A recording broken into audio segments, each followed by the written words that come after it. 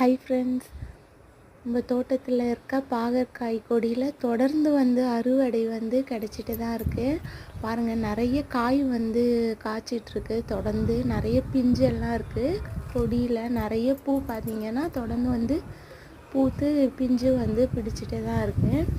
இந்த பாவக்காய் கொடிக்கு நான் வீட்டில் இருக்க உரங்கள் மட்டும்தான் கொடுத்துட்டே வரேன். காய்கறி தோல் வேஸ்டேஜ் அந்த மாதிரி வீட்டில் கிடைக்கக்கூடிய உரங்கள் மட்டும்தான் கொடுத்துட்டு வரேன். பாருங்கள், நல்லாவே வளர்ந்து இப்போது தொடர்ந்து நல்லா காய்கள் காய்ச்சிட்டே இருக்குது.